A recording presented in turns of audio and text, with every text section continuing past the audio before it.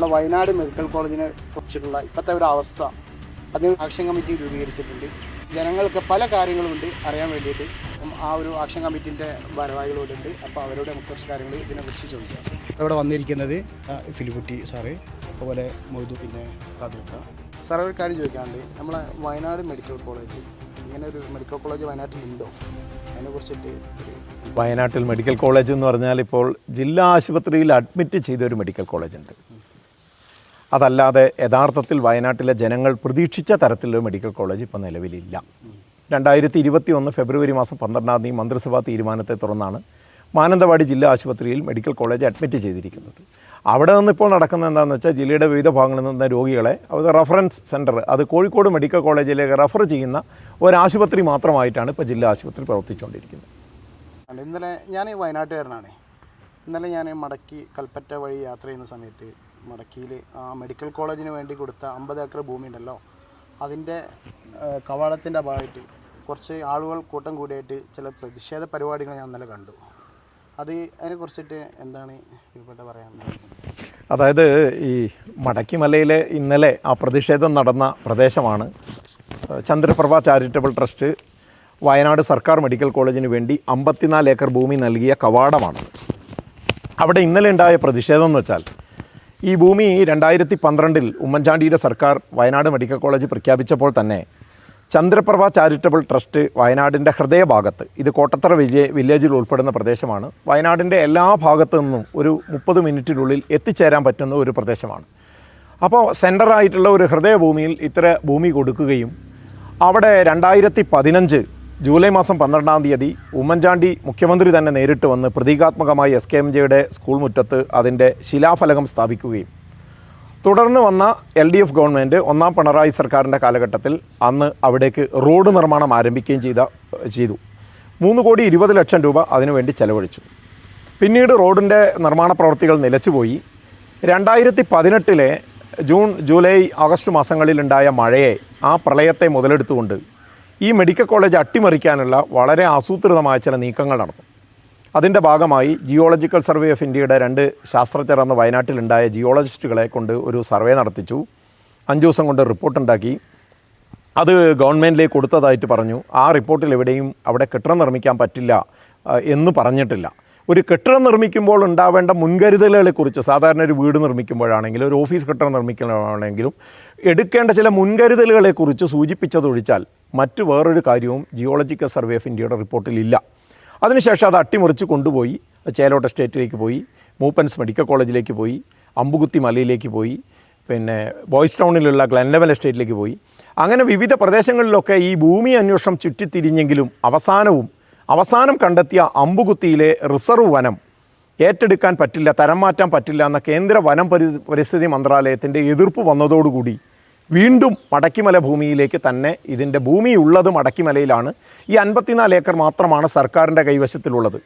അതുകൊണ്ട് ആ സമയത്ത് അങ്ങനെ തീരുമാനം നിയമസഭയിൽ ആരോഗ്യമന്ത്രി അറിയിക്കുന്ന ഒരു സാഹചര്യം ഉണ്ടായപ്പോഴാണ് ഒരു ആക്ഷൻ കമ്മിറ്റി രൂപം കൊടുക്കുകയും ആ ആക്ഷൻ കമ്മിറ്റിയുടെ നേതൃത്വത്തിൽ എവിടെയാണോ പ്രഖ്യാപിക്കപ്പെട്ട മെഡിക്കൽ കോളേജ്, എവിടെയാണോ സർക്കാരിൻ്റെ കയ്യിലിപ്പോൾ ഒരു ഗവൺമെൻറ് മെഡിക്കൽ കോളേജിന് ആവശ്യമായ ഭൂമിയുള്ളത്, യാതൊരു പരിസ്ഥിതി പ്രശ്നമില്ലാത്ത ഒരു ഭൂമിയുള്ളത്, ആ ഭൂമിയിൽ അതിൻ്റെ ഒരു ഓർമ്മ പുതുക്കുന്നതിന് വേണ്ടിയാണ് അവിടെ ഒരു കവാടം സ്ഥാപിച്ചത്, അവിടെ ഒരു ജ്വാല തെളിയിച്ചത്.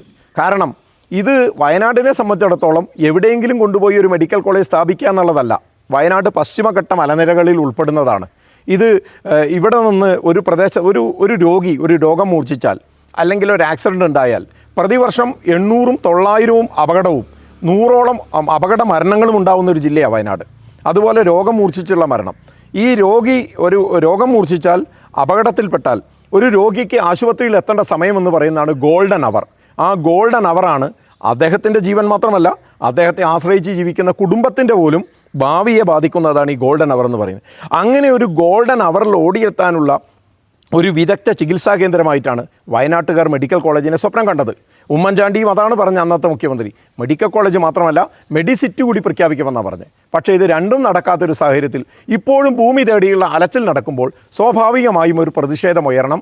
ആ പ്രതിഷേധമാണ് നിലവിൽ ഭൂമിയുണ്ട്, അവിടെ മെഡിക്കൽ കോളേജിന് കെട്ടിടം പണിയണം എന്ന നിലയിലേക്ക് അവിടെ മുദ്രാവാക്യം വിളിക്കുകയും പ്രതീകാത്മകമായി ബോർഡ് സ്ഥാപിക്കുകയും അവിടെ ജ്വാല തെളിയിക്കുകയും ചെയ്തത്.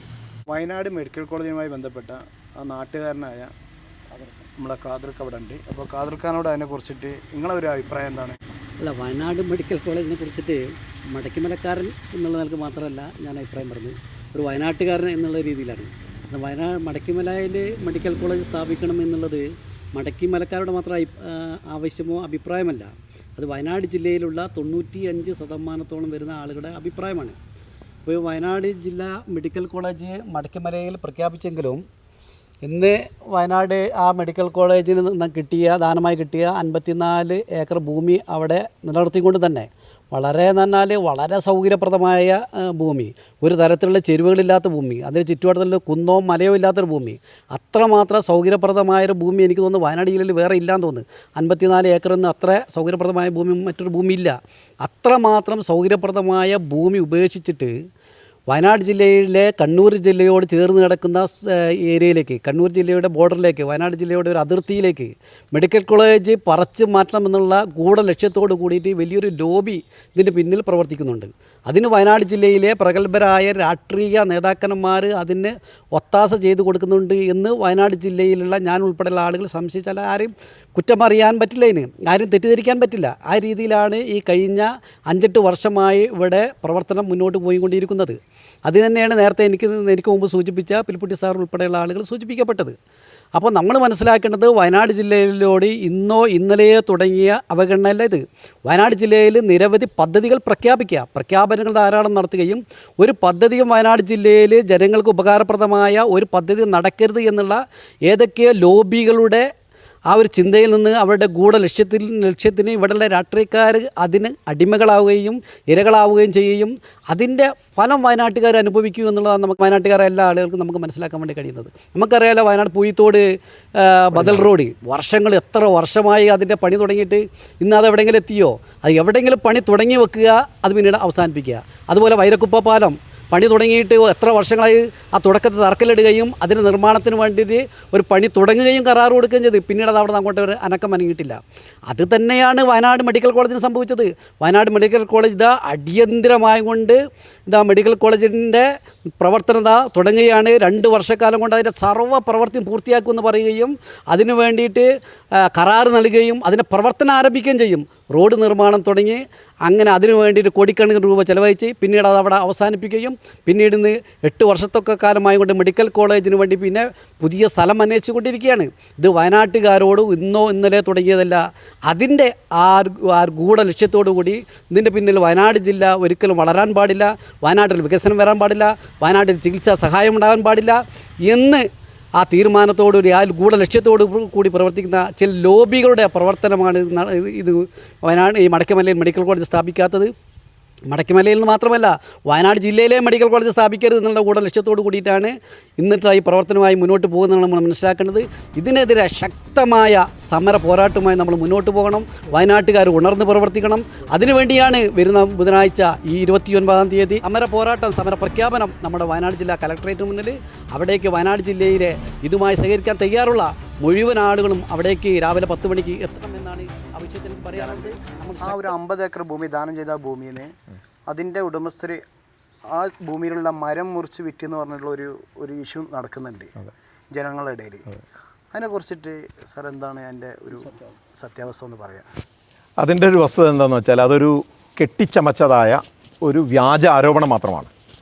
ചന്ദ്രപ്രഭ ചാരിറ്റബിൾ ട്രസ്റ്റ് സംസ്ഥാന സർക്കാരുമായി നടത്തിയിട്ടുള്ള ഒരു ഉടമ്പടി ഈ ഭൂമി ദാനമായിട്ട് നൽകുമ്പോൾ അവർ വെച്ചിട്ടുള്ള 3 ഡിമാൻഡുകളുണ്ടായിരുന്നു. അതിലെ ഒരു ഡിമാൻഡ് എന്ന് പറയുന്നത് ഈ ഭൂമിയിലെ മരം പൂർണ്ണമായും ട്രസ്റ്റിന് മുറിച്ചു മാറ്റാനുള്ള അവകാശം നൽകണം എന്നാണ് പറഞ്ഞത്. ആ ഡിമാൻഡ് ഗവൺമെൻറ് അംഗീകരിച്ചു.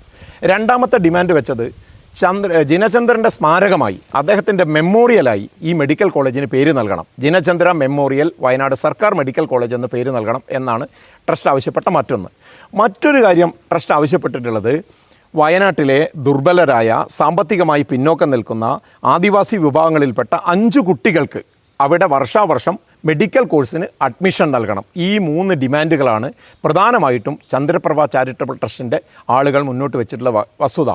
അതിൽ വിവാദമാക്കാൻ ഉണ്ടായ ഒരു കാര്യമാണ് വിവാദമായി വന്നത്. ഇപ്പോൾ നിങ്ങൾ സൂചിപ്പിച്ചിട്ടുള്ള കാര്യം മരമുറിയുമായി ബന്ധപ്പെട്ട കാര്യം. എന്നാൽ അതിൻ്റെ വസ്തുത എന്താണ് എന്ന് നിങ്ങളിപ്പോൾ ചോദിച്ചത് നന്നായി. പലരും അത് മനസ്സിലാക്കിയിട്ടില്ല. ഈ ഭൂമിയിൽ നിന്ന് മുറിച്ചു മാറ്റുന്ന എല്ലാ മരങ്ങളുടെയും വില പൂർണ്ണമായും ട്രസ്റ്റിൻ്റെ അക്കൗണ്ടുകളിൽ നിക്ഷേപിക്കുകയും ആ തുക ഇപ്പോഴും ട്രസ്റ്റിൻ്റെ അക്കൗണ്ടിൽ അതേപോലെ കിടക്കുകയും ചെയ്യുകയാണ്. അതിലൊരു പൈസ പോലും ചന്ദ്രപ്രഭ ചാരിറ്റബിൾ ട്രസ്റ്റ് വിഡ്രോ ചെയ്തിട്ടില്ല. അവരതിൽ കണ്ടിരിക്കുന്ന കാര്യം, രോഗിയുമായി ആശുപത്രിയിൽ പോകുമ്പോൾ രോഗികളുടെ കൂട്ടിരിപ്പുകാരുണ്ടാവും, അവരുടെ താമസ പ്രശ്നങ്ങളുണ്ട്, അവരുടെ ഭക്ഷണ പ്രശ്നങ്ങളുണ്ട്. ഇത് പരിഹരിക്കുന്നതിന് വേണ്ടി ആവശ്യമായ അനുയോജ്യമായ കെട്ടിട സൗകര്യങ്ങൾ ഇവരുടെ ചെലവിൽ തന്നെ ഈ ട്രസ്റ്റിൻ്റെ വിശാലമായൊരു കാഴ്ചപ്പാടാണ്. രോഗികൾക്കും അവരുടെ കൂട്ടിരിപ്പുകാർക്കും താമസിക്കാൻ ആവശ്യമായ സൗകര്യങ്ങളും ഭക്ഷണ സൗകര്യവും ഒരുക്കുന്നതിന് വേണ്ടി ഈ തുക ഉപയോഗിച്ചുകൊണ്ട് കെട്ടിടങ്ങൾ നിർമ്മിക്കുക എന്ന ലക്ഷ്യത്തോടു കൂടിയാണ് ഒരു പൈസ പോലും അതിൽ നിന്ന് വിഡ്രോ ചെയ്യാതെ ഇപ്പോഴും അവരുടെ അക്കൗണ്ടിൽ സൂക്ഷിക്കുന്നത്. അതൊരു അനാവശ്യമായ വിവാദം മാത്രമാണ്. ആ വിവാദത്തിന് ഒരു അടിസ്ഥാനമില്ല. 2, ഇത് ജനചന്ദ്രൻ്റെ നാമധേയം എന്ന് പറയും. ജനേന്ദ്രൻ എന്ന് പറയുന്ന ജൈന വിഭാഗത്തിൻ്റെ മാത്രം നേതാവല്ല. അല്ലെങ്കിൽ അതിന് നമ്മൾ വയനാട്ടിൽ 2000-ൽ താഴെ അംഗസംഖ്യ മാത്രമുള്ള ജൈന വിഭാഗത്തിൻ്റെ നേതാവായി ജനേന്ദ്രനെ കാണണ്ട. ജനചന്ദ്രനാണ് വയനാട്ടിൽ ആദ്യമായി ഒരു ഹൈസ്കൂള് SKMJ സ്കൂൾ 1944-ൽ പണിതുയർത്തിയത്. 7ഓളം വിദ്യാഭ്യാസ സ്ഥാപനങ്ങളുണ്ട്. ഇടുക്കിയിലും പാലക്കാടും അവർക്ക് ഇതിൻ്റെ ഭാഗമായിട്ടുള്ള വിദ്യാഭ്യാസ സ്ഥാപനങ്ങളുണ്ട്. ഒരു നയാ പൈസ പോലും നമ്മൾ പരിശോധിക്കേണ്ട ഒരു കാര്യം, ഇന്ന് പല ഗ്രൂപ്പുകളും അല്ലെങ്കിൽ പല മതസംഘടനകളും വിദ്യാഭ്യാസ സ്ഥാപനങ്ങൾ നടത്തുമ്പോൾ അധ്യാപക നിയമനത്തിനുൾപ്പെടെ ധാരാളമായിട്ട് കോഴ വാങ്ങുന്ന ഒരു സമ്പ്രദായം കേട്ടുവരുന്ന ഒരു സ്ഥിതിക്ക് അവിടെയുള്ള ഒരധ്യാപകരിൽ നിന്ന് പോലും 1 രൂപ പോലും കോഴ വാങ്ങിക്കാതെ അത് വളരെ സുതാര്യമായി ഇന്നും കൊണ്ടുപോകുന്നവരുടെ കാഴ്ചപ്പാടാണ്. മാത്രമല്ല ജനചന്ദ്രൻ SK പൊറ്റക്കാടിനെ പരാജയപ്പെടുത്തിയാണ് പാർലമെൻറ്റിലെത്തിയത്. അത് വയനാട്ടുകാർക്ക് പലർക്കും അറിയില്ല. അന്ന് വയനാട് ഉൾപ്പെടുന്ന തലശ്ശേരി പാർലമെൻറ്റ് മണ്ഡലത്തിൽ നിന്ന് കോൺഗ്രസ് സ്ഥാനാർത്ഥിയായി മത്സരിച്ച് SK പൊറ്റക്കാടിനെ പരാജയപ്പെടുത്തി പാർലമെൻറ്റിലെത്തിയ ജനചന്ദ്രന് അന്നത്തെ പ്രധാനമന്ത്രി പണ്ഡിറ്റ് ജവഹർലാൽ നെഹ്റു അർഹിക്കുന്ന പരിഗണനയാണ് കൊടുത്തത്. അദ്ദേഹത്തെ ഇന്ത്യയുടെ ഭരണനിർമ്മാണ സഭ അംഗമായി, ആ സമിതിയിലെ അംഗമായി അദ്ദേഹത്തെ നെഹ്റു അധ്യക്ഷനായുള്ള സമിതിയിലേക്ക് അദ്ദേഹത്തെ വെച്ചു. ദക്ഷിണേന്ത്യയിലെ കോൺഗ്രസ് MPമാരുടെ ചീഫ് വിപ്പായിട്ട് അദ്ദേഹം പ്രവർത്തിച്ചു. അദ്ദേഹം KPCCയുടെ ട്രഷറായി പ്രവർത്തിച്ചു. അങ്ങനെയുള്ള വയനാട്ടിലെ പിന്നോക്ക ജനവിഭാഗങ്ങൾക്ക് വേണ്ടി ഇന്നും നമുക്ക് കാണാം, പെൺകുട്ടികൾക്ക് പ്രത്യേകമായി SC/ST വിഭാഗത്തിൽപ്പെട്ട കുട്ടികൾക്ക് കന്യാഗുരുകുലം ഹോസ്റ്റൽ കൽപ്പറ്റയിൽ പ്രവർത്തിക്കുന്നുണ്ട്. ഈ ST വിഭാഗത്തിൽപ്പെട്ട ആൺകുട്ടികൾക്ക് മാത്രമായി ഹോസ്റ്റൽ സൗകര്യമുണ്ട്. സൗജന്യ ഭക്ഷണമാണ്. അങ്ങനെയൊക്കെ ഹരിജനങ്ങളോട് പ്രത്യേകം താല്പര്യം പുലർത്തുന്ന അദ്ദേഹത്തിൻ്റെ നാമധേയത്തിൽ ഈ മെഡിക്കൽ കോളേജ് വേണമെന്ന കാര്യം. മറ്റൊരു പ്രധാനപ്പെട്ട കാര്യം കൂടി ഇതുമായി ബന്ധപ്പെട്ട് നിങ്ങളുടെ ചോദ്യത്തിന് ഉത്തരമായി എനിക്ക് പറയാനുള്ളത്, ഈ ന്യൂനപക്ഷ വിഭാഗമായിട്ടുള്ള തങ്ങളുടെ ജൈന വിഭാഗത്തിൽപ്പെട്ട ഒരു 5 കുട്ടികൾക്ക് അവിടെ അഡ്മിഷൻ കൊടുക്കണം എന്നല്ല പറഞ്ഞത്. വയനാട്ടിലെ പട്ടികജാതിക്കാരായ പട്ടികവർഗ്ഗക്കാരായ ST/SC വിഭാഗങ്ങളിൽപ്പെടുന്ന പഠിക്കാൻ മിടുക്കുള്ള എന്നാൽ സാമ്പത്തികമായി പിന്നോക്കം നിൽക്കുന്ന കുടുംബങ്ങളിലെ 5 കുഞ്ഞുങ്ങൾക്ക് 5 വിദ്യാർത്ഥികൾക്ക് അവിടെ MBBS അഡ്മിഷന് വർഷാവർഷം 5 സീറ്റ്. ഇതൊരു വിശാലമായ കാഴ്ചപ്പാടാണ്. ആ വിശാലമായ കാഴ്ചപ്പാടിൻ്റെ അടിസ്ഥാനത്തിലാണ് ഈ കരാറിൽ ഒപ്പിട്ടിരിക്കുന്നത്. ഒന്നിനെ മാത്രം വക്രീകരിച്ചുകൊണ്ട് അവർ ഏതെങ്കിലും മരം ലോബിയുടെ ആളുകളാണ്, അല്ലെങ്കിൽ മരം വിറ്റ് ഉപജീവനം നടന്ന ആളുകളാണ്. ഇതൊക്കെ ഒരു ലോബിയുടെ പ്രവർത്തനത്തിൻ്റെ ഭാഗമാണ്. സത്യത്തിൽ ഇത് നാട്ടുകാർ അറിഞ്ഞിരിക്കേണ്ട വസ്തുതയാണ്. ഇതുമായി ബന്ധപ്പെട്ട് ഇനി ഭാവി പരിപാടി എന്താണ്? തീർച്ചയായിട്ടും നിരവധി കാര്യങ്ങളിലേക്ക് ഞങ്ങൾ ആലോചിക്കുന്നുണ്ട്. ഒന്ന്, ഇതിനകത്ത് നമ്മൾ മതമോ രാഷ്ട്രീയമോ ഒന്നുമില്ല. ഈ മുന്നേറ്റത്തിനകത്ത് ഏതെങ്കിലും രാഷ്ട്രീയ പ്രസ്ഥാനങ്ങൾക്കെതിരായുള്ള സമരമോ അല്ലെങ്കിൽ ഏതെങ്കിലും ഭരണകൂടത്തിലുള്ള സമരമായിട്ട് ഇതിനെ നമ്മൾ ചിത്രീകരിക്കേണ്ട കാര്യമില്ല. ഇത് എല്ലാ വയനാട്ടുകാർക്കും ഒരുപോലെ അത്യാവശ്യമായിട്ടുള്ളൊരു ഘടകമാണ്. അതിപ്പോൾ ഭൂമി ഇല്ലാത്ത ഒരവസ്ഥ മറ്റു പല സ്ഥലങ്ങളിലും ഉണ്ടായപ്പോൾ ഇവിടെ നിലനിൽക്കുന്ന ഭൂമിയിൽ ഈ കെട്ടിടം പണിയണം. അതാണ് ആക്ഷൻ കമ്മിറ്റി പ്രധാനമായും മുന്നോട്ട് വെക്കുന്ന ഒരു ഡിമാൻഡ്. ആ ഡിമാൻഡിനനുസരിച്ച് നമ്മുടെ ജനപ്രതിനിധികൾ ഉയരണം. ഇപ്പോൾ മാനന്തവാടി കേന്ദ്രീകരിച്ച് മാനന്തവാടിയിലെ MLA അല്ലെങ്കിൽ മാനന്തവാടിയിൽ വരുന്ന മന്ത്രിമാർ അവിടെ ചില സ്വകാര്യ സ്ഥലങ്ങൾ അല്ലെങ്കിൽ സർക്കാർ ഉടമസ്ഥയിലെ സ്ഥലങ്ങൾ സന്ദർശിക്കാൻ പോകുമ്പോൾ നമ്മുടെ കൽപ്പറ്റയിലെയും ബത്തേരിയിലെയും ജനപ്രതിനിധികൾ നിശബ്ദരായിരിക്കുമ്പോൾ സ്വാഭാവികമായും ആളുകളുടെ ഭാഗത്തുനിന്ന് ഒരു പ്രതിഷേധമുണ്ടാവും. ഞങ്ങൾ ആ തരത്തിലേക്കൊന്നും ആ പ്രതിഷേധത്തെ കൊണ്ടുപോകുന്നില്ല. ഇത് നയപരമായ ഒരു തീരുമാനം ഗവൺമെൻറ്റിൻ്റെ ഭാഗത്തുനിന്നുണ്ടാവണം. ഇനിയൊരു ഭൂമി അന്വേഷണം നടത്തരുത്. അത് ഇപ്പോൾ നിലവിലുള്ള ഭൂമിയിൽ അടിയന്തരമായി കെട്ടിടത്തിൻ്റെ നിർമ്മാണം ആരംഭിക്കണം. കെട്ടിട നിർമ്മാണം 1 മാസം കൊണ്ടോ 2 മാസം കൊണ്ടോ പൂർത്തീകരിക്കില്ല. ചിലപ്പോൾ 1 വർഷത്തിലധികം സമയമെടുത്തായിരിക്കും മെഡിക്കൽ കോളേജ് കെട്ടിടം. അതുവരെ മാനന്തവാടിയിൽ അവിടെ തന്നെ പ്രവർത്തിക്കട്ടെ. അത് ഇവിടെ കെട്ടിട നിർമ്മാണം പൂർത്തിയാവുമ്പോൾ അതിങ്ങോട്ടേക്ക് മാറ്റും തരത്തിലുള്ള ഒരു തീരുമാനം ഉണ്ടാവണം. അതിനനുസരിച്ചിട്ടുള്ള ജനാധിപത്യപരമായ സമരങ്ങൾ, അക്രമ മാർഗങ്ങളിലേക്ക് പോകാതെയുള്ള സമരപരിപാടികളുടെ തുടക്കം കുറിച്ചുകൊണ്ട് ജൂലൈ മാസം 29 ബുധനാഴ്ച വയനാട് സിവിൽ സ്റ്റേഷന് മുന്നിൽ ഈ അവകാശത്തിൻ്റെ സംരക്ഷണങ്ങളുടെ ഒരു പ്രഖ്യാപനം അവിടെ പിന്നെ വയനാട് സിവിൽ സ്റ്റേഷന് മുന്നിൽ നടത്തുകയാണ്. അങ്ങനെ സമരപരിപാടികൾക്ക് അവിടെ തുടക്കം കുറിക്കുകയാണ്. തുടർന്ന് അങ്ങോട്ട് ജനാധിപത്യപരമായ സമരങ്ങൾ, അക്രമത്തിൻ്റെ പാതയിലേക്ക് പോകാതെ ജനാധിപത്യപരമായ സമരങ്ങൾ അവസാനം വരെ ഗാന്ധിയൻ സമരമുറ ഇത് വീണ്ടും കിട്ടുന്നതിന് വേണ്ടി ഇവിടെ നിന്ന് അട്ടിമറിച്ച് കൊണ്ടുപോയ മെഡിക്കൽ കോളേജാണ്. ഞങ്ങളുടെ പ്രശ്നം എന്താ വെച്ചാൽ ഇതിനകത്ത് പ്രാദേശികവാദമല്ല. നിങ്ങൾ ആദ്യം ചോദിച്ചതിന് ഇവിടെ ഒരു പ്രാദേശികവാദവും ഇതിനകത്തില്ല. മാനന്തവാടിയിൽ ബോയ്സ് ടൗണിൽ ശ്രീചിത്തിര ക്യാൻസർ സെൻ്ററിൻ്റെ അവിടെ സെൻറ്റർ തുടങ്ങാമെന്ന് പറഞ്ഞപ്പോൾ ആരും അതിനെ എതിർത്തില്ല. ഇത് മടക്കിമലയിൽ പ്രഖ്യാപിച്ചതാണ്. ചന്ദ്രപ്രഭ ചാരിറ്റബിൾ ട്രസ്റ്റിൻ്റെ ഭൂമിയിൽ പ്രഖ്യാപിച്ച മെഡിക്കൽ കോളേജിനെ അകാരണമായി അട്ടിമറിച്ച് കൊണ്ടുപോയി വിവിധ പ്രദേശങ്ങളിലെ ഭൂമി അന്വേഷണം 8 വർഷക്കാലം ഭൂമി അന്വേഷണം നടന്നു. ഈ 8 വർഷക്കാലം ഭൂമി അന്വേഷണം നടന്നപ്പോൾ ഓരോ ദിവസവും വയനാട്ടിൽ നിന്ന് ചുരമിറങ്ങിപ്പോകുന്ന രോഗികൾ 600ഓളം ആളുകളാണ്. 500 ആളുകൾ പ്രതിദിനം ഇറങ്ങിപ്പോയാൽ ഒരു മാസം 15,000 ആളുകൾ ചുരമിറങ്ങിപ്പോകും കോഴിക്കോട്ടെ സ്വകാര്യ ആശുപത്രികളിലേക്ക്. ഒരു മാസത്തെ ഈ ഇങ്ങനെ ഇറങ്ങിപ്പോകുന്ന ആളുകൾ എന്ന് പറഞ്ഞാൽ ഏതാണ്ട് 15,000 ആളുകളാണ്. ഒരു വർഷം 1,80,000 ആളുകളാണ്. കഴിഞ്ഞ 10 വർഷക്കാലം കൊണ്ട് വയനാട്ടിലുള്ള ജനസംഖ്യയുടെ ഇരട്ടി ആളുകൾ വിവിധ ഘട്ടങ്ങളിലായി ചുരമിറങ്ങിപ്പോയി ചികിത്സ തേടി പോയിട്ടുണ്ട്. അത് സ്വകാര്യ ആശുപത്രികളിലേക്കാണ് പോകുന്നത്. ഇതിൻ്റെ ഗൗരവതരമായ ഒരു ഗുരുതരമായിട്ടുള്ളൊരു കാര്യം വയനാട്ടുകാർക്ക് ബോധ്യപ്പെടണം. അതുകൊണ്ട് ഇനിയെങ്കിലും ഈ 8 വർഷം ഭൂമി അന്വേഷിച്ചുള്ള അലച്ചിലാണ്. ഇനി അത് പാടില്ല. ഇത് നമുക്ക് അവസാനിപ്പിക്കാൻ പറ്റില്ല. കോവിഡിന് ശേഷം നമ്മൾക്ക് നിർണ്ണയിക്കാൻ പറ്റാത്ത തരത്തിലുള്ള വിവിധ രോഗങ്ങളാൽ ജനം വലയുകയാണ്. രോഗത്തിന് അടിമപ്പെട്ടാൽ ആ കുടുംബം അതോടുകൂടി സാമ്പത്തികമായി തകരുന്ന അവസ്ഥയുള്ളത്. ഇതൊന്നും കാണാതെ പോകാൻ ഭരണകൂടങ്ങൾക്ക് കഴിയില്ല. ഭരണകൂടത്തിന് ഉമ്മൻചാണ്ടിയുടെ സ്വപ്നം സാക്ഷാത്കരിക്കാൻ ഇപ്പോഴത്തെ UDF സർക്കാർ തയ്യാറാവണം. അതാണ് ആക്ഷൻ കമ്മിറ്റിക്ക് മുന്നോട്ട് വെക്കാനുള്ളത്. മൊയ്തുഖാനോട് ചോദ്യം ചോദിക്കാനുണ്ട്. യഥാർത്ഥത്തിൽ വയനാട്ടുകാർക്ക് ഒരു മെഡിക്കൽ കോളേജിൻ്റെ സേവനം ലഭ്യമാണോ? ഇത് സംബന്ധിച്ച് നിങ്ങൾക്ക് എന്താ പറയാനുള്ളത്? വളരെ പ്രസക്തമായൊരു ചോദ്യമാണ്. നിങ്ങളിവിടെ ചോദിച്ചതിൽ വെച്ച് ഏറ്റവും പ്രസക്തമായ ചോദ്യമാണ്. നിങ്ങൾക്ക് കൽപ്പറ്റ മെയിൻ റോഡിൽ പോയി നിന്നാൽ മനസ്സിലാവുന്ന ഒരു കാര്യം, രോഗികളെയും കൊണ്ട് ആംബുലൻസ് മാനന്തവാടി ഭാഗത്തേക്ക് പോകും. ഏകദേശം 10-40 മിനിറ്റിനുള്ളിൽ അതേ ആംബുലൻസ് തിരിച്ച് കോഴിക്കോട് മെഡിക്കൽ കോളേജിലേക്ക് പോകും. അതായത് വയനാട് മെഡിക്കൽ കോളേജിൽ കൊണ്ടു ചെന്നിട്ട് അവിടുന്ന് റെഫർ ചെയ്യുകയാണ് മറ്റൊരു മെഡിക്കൽ കോളേജിലേക്ക്. ഇതുമായി ബന്ധപ്പെട്ട് എനിക്ക് പറയാനുള്ളത് എന്താ ചോദിച്ചാൽ, എൻ്റെ ഈ വീട്ടിൽ നിന്നും ഉണ്ടായ ഒരു കാര്യം ദുരന്തമാണ് ഞാൻ പറയുന്നത്. എൻ്റെ പെങ്ങൾക്ക് ഡൈലേറ്റഡ് കാർഡിയോമയോപ്പതി എന്ന് പറഞ്ഞ രോഗമായിരുന്നു. അവളുടെ ഹൃദയം മാറ്റിവെക്കാൻ വേണ്ടി ഞാൻ മെട്രോ ഹോസ്പിറ്റലിൽ കൊണ്ടുപോയി അഡ്മിറ്റ് ചെയ്തതാണ്. അപ്പോൾ അവൾ പറഞ്ഞു, ഏതായാലും എൻ്റെ ഹൃദയമാണല്ലോ മാറ്റിവെക്കുന്നത്, അതുകൊണ്ട് ഒരാഴ്ചക്കുള്ളിൽ ഞാൻ കുട്ടികളുടെ അടുത്ത് ഒരാഴ്ച താമസിച്ചോട്ടെ എന്ന് ചോദിച്ചിട്ടാണ് ഇവിടെ താമസിച്ചത്. രാത്രി അവളുടെ ഹാർട്ട് ബ്ലോക്കായി. ഞാൻ അവളെ എടുത്ത് കമ്പളക്കാട് ആശുപത്രിയിൽ, അത് കഴിഞ്ഞിട്ട് ലിയോ ഹോസ്പിറ്റൽ, അത് കഴിഞ്ഞിട്ട് കൽപ്പറ്റ ലിയോ ഹോസ്പിറ്റലിൽ, ഇങ്ങനെ പ്രൈവറ്റ് ആശുപത്രികൾ കയറിറങ്ങിയപ്പോൾ അവസാനം ലിയോ മെട്രോ ഹോസ്പിറ്റൽ എന്ന് പറഞ്ഞു അടിയന്തരമായി മെഡിക്കൽ കോളേജിൽ എത്തിക്കണമെന്ന്. ഈ ഇവളെയും എടുത്ത് തോളിലെടുപ്പിടിച്ച് എൻ്റെ മകൻ വണ്ടി ഡ്രൈവ് ചെയ്തുകൊണ്ട് ഞങ്ങൾ 1-ാം വളവിലെത്തിയപ്പോൾ ബ്ലോക്കാണ്, കടന്നു പോകാൻ കഴിയില്ല. കുറേ നേരം കാത്തു നിന്നപ്പോൾ ഒരു ശ്വാസം, അവസാനത്തെ ഒരു ശ്വാസം ഇട്ടുകൊണ്ട് അവൾ എത്തിയോ എന്ന് ചോദിച്ചു. എത്തും എന്ന് ഞാൻ പറഞ്ഞു. പിന്നെ അവൾ സംസാരിച്ചിട്ടില്ല. ഏറ്റവും അവസാനം അവൾ ചോദിച്ചത് നമ്മൾ കോഴിക്കോട് എത്തിയോ എന്നാണ്. നമ്മൾ ജാലിയൻ വാലാബാഗിൽ ഇന്ത്യൻ സ്വാതന്ത്ര്യ സമരത്തിൽ എല്ലാ സമരാളികളെയും ഒരുമിച്ച് ഒരു ഗേറ്റിനുള്ളിൽ പൂട്ടിയിട്ട് പുറത്തുനിന്ന് ബ്രിട്ടീഷുകാർ വെടിവെച്ചതുപോലെയാണ്. ഞങ്ങൾക്ക് പോകാൻ വെള്ളമില്ല, കപ്പലില്ല, നമുക്ക് പോകാൻ ട്രെയിനില്ല, നമുക്ക് പോകാൻ ചുരമില്ല, ഒരു സൗകര്യമില്ലാതെ ഈ ഇന്ത്യക്ക് രാജ്യത്തിന് സ്വാതന്ത്ര്യം കിട്ടി ഏകദേശം ഒരു നൂറ്റാണ്ടായിട്ടു നമുക്ക് എങ്ങോട്ട് പോകാനുള്ള സ്വാതന്ത്ര്യം വരെ ഇല്ലാതെ അടച്ചിട്ടിരിക്കുകയാണ് ഇവിടെ. ഇതുമായി ബന്ധപ്പെട്ട് ആക്ഷൻ കൗൺസിൽ ഉണ്ടെന്ന് പറഞ്ഞപ്പോൾ ഞാൻ അതിന് പങ്കെടുക്കാൻ പോയതാണ്. അവിടെ ചെന്ന് കഴിഞ്ഞപ്പോൾ ഇതിൻ്റെ കാര്യങ്ങൾ ഇപ്പോൾ ബഹുമാനപ്പെട്ട ഫിലിപ്പുട്ടി സാറ് കൃത്യമായി വിവരിച്ചപ്പോൾ അതെനിക്ക് എൻ്റെ ഹൃദയത്തിൽ ഇതൊരു സത്യമാണെന്ന് എനിക്ക് മനസ്സിലായാണ് ഞാനിനി പരിപൂർണമായും ഇറങ്ങുന്നത്. സത്യത്തിൽ ജിനചന്ദ്ര മെമ്മോറിയൽ മെഡിക്കൽ കോളേജാണ്. ആരാണ് ജിനചന്ദ്രൻ?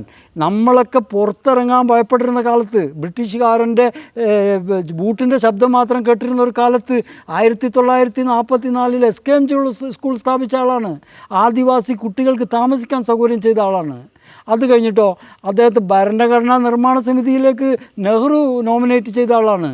അദ്ദേഹത്തിൻ്റെ പേരിൽ ഒരു മെഡിക്കൽ കോളേജ് അനുവദിച്ചിട്ട് എന്തുകൊണ്ട് നൽകുന്നില്ല? ആ കുടുംബത്തെ എന്തിനാണ് അപമാനിക്കുന്നത്?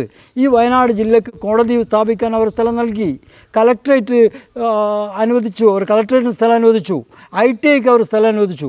ഇത്രയും നല്ല ഒരു കുടുംബം നമുക്ക് ഇത്രയും വയനാടിൻ്റെ പുരോഗതിക്ക് വേണ്ടി സഹായിച്ചിട്ട് എന്തുകൊണ്ട് അവരെ ഭൂമി സ്വീകരിക്കാതെ ലോകത്ത് മുഴുവൻ ഭൂമി അന്വേഷിച്ച് നടക്കുന്നത്? എത്ര കാലമായി ഭൂമി അന്വേഷിച്ച് നടക്കുന്നത്? ഒരു പരിഹാരമില്ലല്ലോ. എല്ലാ സ്ഥലത്തും ഭൂമി ലോബി പോവുക, കുഴിനിലത്താണെന്ന് പറയുക, മാനന്തവാടിയാണെന്ന് പറയുക. ഇത് അതൊക്കെ അനീതിയാണിത്. ഒരു നൂറ്റാണ്ട് കാലം ഈ ഭൂമി അന്വേഷിച്ച് നടന്നുകൊണ്ടേ ഇരിക്കുകയാണോ?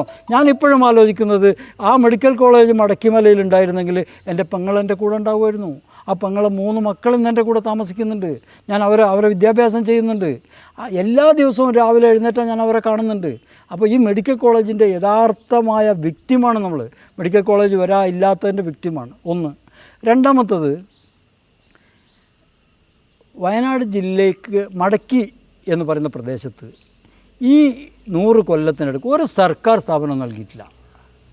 ബഹുമാനപ്പെട്ട ഉമ്മൻചാണ്ടി സാർ ഇന്ന് കേരളത്തിലെ ജനാധിപത്യ സംവിധാനത്തിൽ ഏറ്റവും നല്ല ഒരു മുഖ്യമന്ത്രി, അദ്ദേഹത്തിൻ്റെ കൈകളാൽ ഉദ്ഘാടനം ചെയ്യപ്പെട്ട ഒരു സ്ഥാപനം, ആ ഭൂമിയും അവിടെ വെച്ചുകൊണ്ട് എന്തുകൊണ്ട് വേറെ ഭൂമി അന്വേഷിക്കുന്നു എന്നുള്ളതാണ് നമുക്ക് മനസ്സിലാകാത്തത്.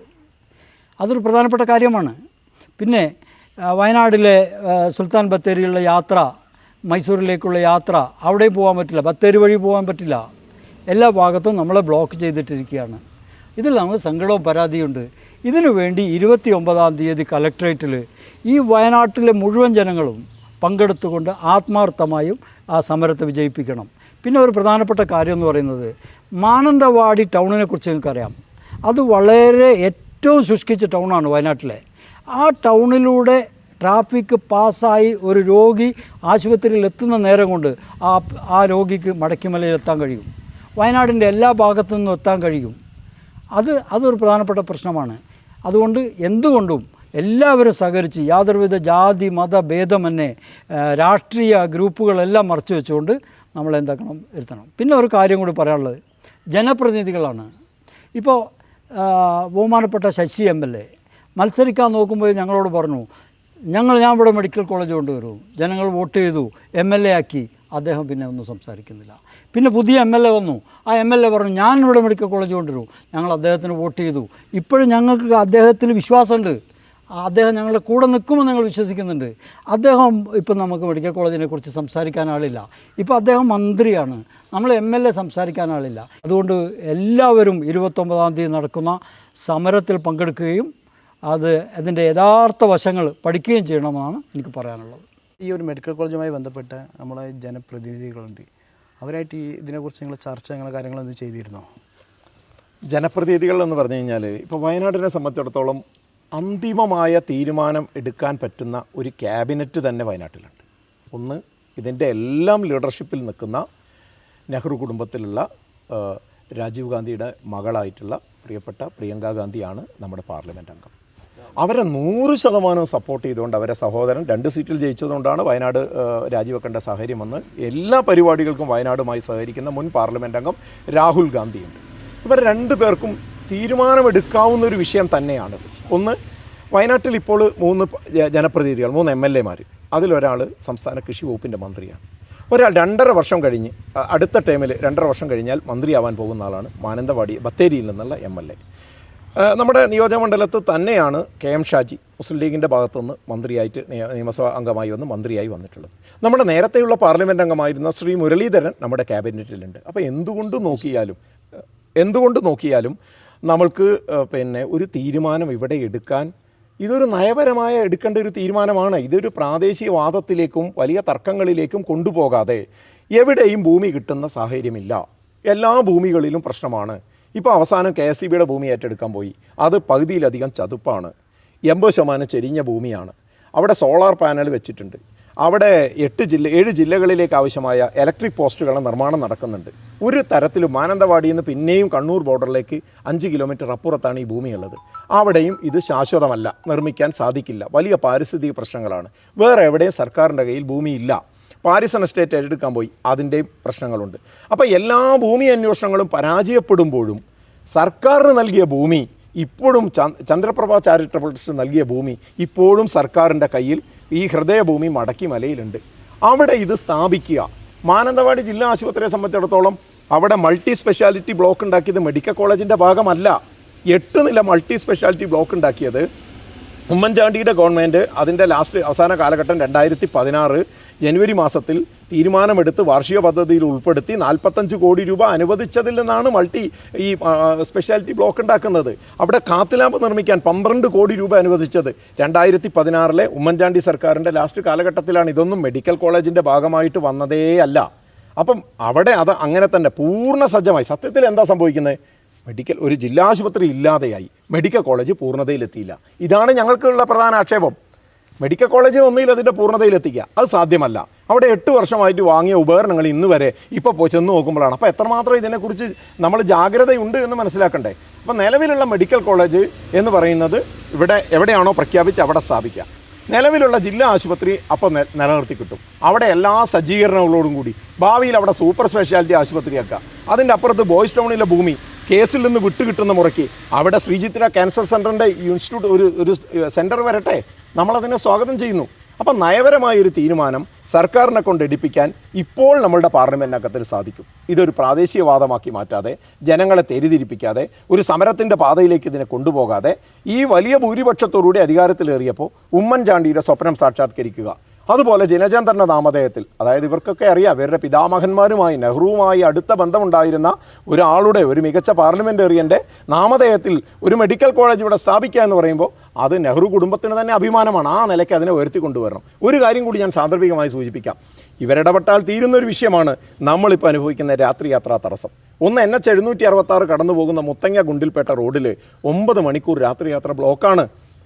വൈകുന്നേരം രാത്രി 9 മണി മുതൽ പുലർച്ചെ 6 മണി വരെ ഒരു പൂച്ചക്കുട്ടിയെ പോലും അങ്ങോട്ടും ഇങ്ങോട്ടും കടത്തിവിടാതെ ബ്ലോക്ക് ചെയ്തിരിക്കുകയാണ്.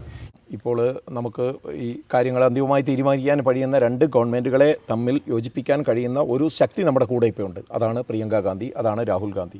ഇവരുടെ സേവനങ്ങളെ വയനാട് പൂർണ്ണമായിട്ട് വിനിയോഗിക്കാൻ പറ്റിയാൽ ഇപ്പോൾ വയനാട് നേരിടുന്ന ഏറ്റവും വലിയ പ്രശ്നം, നേരത്തെ നമ്മുടെ സുഹൃത്തായ മൊയ്തു ചൂണ്ടിക്കാണിച്ചത് തന്നെയാണ്. നമ്മൾ ഈ ചുരത്തിൻ്റെ മുകളിലാണ് നിൽക്കുന്നത്. നമ്മളെ 42% വനമാണ്. നമുക്ക് ചുരമിറങ്ങാതെ കേരളവുമായി ബന്ധം സ്ഥാപിക്കാൻ കഴിയില്ല. നമ്മളൊരു തുറന്ന ജയിലിലാണ്. 2 റോഡുകൾ അടഞ്ഞു കിടക്കുകയാണ്. അപ്പോൾ NH 766 സംബന്ധിച്ചിടത്തോളം ഗവൺമെൻറ് തലത്തിൽ ഒരു തീരുമാനമെടുക്കാൻ ഇപ്പോൾ പറ്റും. കാരണം അവിടെ കോൺഗ്രസ് ഗവൺമെൻറ്റാണ് കർണാടകം ഭരിക്കുന്നത്. DK ശിവകുമാറാണ് മുഖ്യമന്ത്രി, ഇവിടെ VD സതീശനാണ് മുഖ്യമന്ത്രി. ഈ 2 മുഖ്യമന്ത്രിമാരെയും ഒന്നിച്ചിരുത്തിയും നിലവിലുള്ള കേസിൽ ഒരു ചെറിയ ഇളവ് കർണാടകം പ്രഖ്യാപിച്ചു കഴിഞ്ഞാൽ നമുക്ക് ഈ 9 മണിക്കൂർ എന്നുള്ളത് ഒരു 4-5 മണിക്കൂറായി ചുരുങ്ങി കിട്ടിയാൽ അതെങ്കിലും വയനാട്ടുകാരോട് ചെയ്യുന്ന വലിയൊരു കാര്യമായിരിക്കും. അത് ഒരു തീരുമാനമെടുക്കാൻ വേണ്ടി പറ്റും. 2 മെഡിക്കൽ കോളേജിൻ്റെ കാര്യത്തിൽ അനന്തമായി ഇങ്ങനെ രാഷ്ട്രീയമായി ഇതിനെ നീട്ടിക്കൊണ്ടുപോകാതെ അട്ടിമറിച്ചു കൊണ്ടുപോയ മെഡിക്കൽ കോളേജ് തിരിച്ച് പുനഃസ്ഥാപിക്കാനുള്ള ഒരു തീരുമാനം അത് നയപരമായി ഗവൺമെൻറ്റിനെ കൊണ്ട് എടുപ്പിക്കാൻ തീർച്ചയായാലും നമ്മുടെ MP വിചാരിച്ചാൽ നടക്കുന്നൊരു കാര്യമാണ്. അത് സാധ്യമാവുക. ഇനി ഇതില്ലെങ്കിൽ സംഭവിക്കാൻ പോകുന്നൊരു കാര്യം എന്ന് വെച്ചാൽ, ഇപ്പോൾ രാഷ്ട്രീയ നേതൃത്വം വിഷയങ്ങളിൽ നിന്ന് ഒളിച്ചോടുകയും അല്ലെങ്കിൽ വയനാട് എന്നും വികസനത്തിൽ മുരടിപ്പ് കാണിക്കുകയും ചെയ്യുന്ന ഒരു സാഹചര്യം ഉണ്ടാകുമ്പോൾ സ്വാഭാവികമായും സമീപകാലത്ത് ഇന്ത്യ രാജ്യത്ത് ഉയർന്നു വരുന്ന ചില പുതിയ സമര രീതികളിലേക്ക് നമ്മുടെ യുവാക്കൾ, നമ്മുടെ വിദ്യാർത്ഥികൾ ആ ഒരു രീതിയിലേക്ക് കാര്യങ്ങൾ ചിന്തിച്ചു തുടങ്ങിയാൽ കൈവിട്ടു പോകുന്നൊരവസ്ഥയിലേക്ക് വരും. ഇപ്പോൾ ആരും പ്രതീക്ഷിച്ചില്ല. കർഷകർ വർഷങ്ങളോളം സമരം നടത്തി പഞ്ചാബ് അതിർത്തിയിൽ, ഡൽഹി ബോർഡറിൽ, എവിടെ എത്താൻ പറ്റിയിട്ടില്ല. പക്ഷേ വിദ്യാർത്ഥികൾ അവിടെ കയറി ജന്തർ മന്തർ കീഴടങ്ങി, ഡൽഹി പൂർണ്ണമായിട്ടും കീഴടക്കി ഒരു സമരത്തിലേക്ക് വന്നു. അവസാനം അവരുദ്ദേശിച്ച പോലെ തന്നെ അതിലെ കുറ്റവാളിയായി അവർ ചിത്രീകരിച്ചിട്ടുള്ള കേന്ദ്രമന്ത്രിയുടെ വിദ്യാഭ്യാസ മന്ത്രിയുടെ രാജി ഉൾപ്പെടെ പാർട്ടികളുടെ CJPയുടെ വലിയ കോക്രോച്ച് ജനതാ പാർട്ടിയുടെ വലിയൊരു സമരം കണ്ടു. രാഷ്ട്രീയക്കാർ അതിൻ്റെ മുന്നിൽ നിന്നു കൊടുക്കുന്ന ഒരവസ്ഥയിലേക്ക് കാര്യങ്ങൾ പോയി. അവർ അത്തരത്തിൽ നമ്മുടെ യുവാക്കളും നമ്മുടെ വിദ്യാർത്ഥികളും ഈ സമരരംഗത്ത് നമ്മളെ അവഗണിക്കുന്നു. അല്ല, നമുക്ക് രക്ഷയില്ല, കാരണം ഈ വയനാട്ടിൽ കൊണ്ടുവന്നിട്ട് നമ്മളെ കുടുക്കി, ഇനി നമുക്ക് രക്ഷയില്ല, പ്രതികരിക്കണം എന്നുള്ളൊരു ബോധ്യത്തോടു കൂടി രാഷ്ട്രീയത്തിന് അതീതമായി നമ്മുടെ നാട്ടിലുള്ള വിദ്യാർത്ഥികളും യുവാക്കളും ഇറങ്ങിക്കഴിഞ്ഞാൽ ഇതിനൊക്കെ പരിഹാരമാവും. ആ ഒരവസ്ഥയിലേക്ക് രാഷ്ട്രീയ നേതൃത്വം അവരുടെ ഇച്ഛാശക്തി ഇപ്പോഴാണ് കാണിക്കേണ്ടത്. അത് കാണിച്ചുകൊണ്ട് ഇതിനൊരു അന്തിമ പരിഹാരമുണ്ടാക്കാൻ തീർച്ചയായിട്ടും മുന്നോട്ട് വരണം. സമരം തുടരും. 29-ാം തീയതി അതിശക്തമായിട്ടുള്ള സമരം ജില്ലാ ആസ്ഥാനത്ത് ജില്ലാ കളക്ടറേറ്റിന് മുന്നിൽ ആക്ഷൻ കമ്മിറ്റിയുടെ മനുഷ്യാവകാശ സംരക്ഷണ സമിതിയുടെ നേതൃത്വത്തിലുള്ള ആക്ഷൻ കമ്മിറ്റി അവിടെ സമരവുമായി മുന്നോട്ട് പോകും. ഇതിന് തീരുമാനമുണ്ടാവുന്നത് വരെ സമരത്തിൽ നിന്ന് പിന്തിരിയുന്ന വിഷയമില്ല. ഇതാണ് ഇതുമായി ബന്ധപ്പെട്ട് പറയാനുള്ളത്.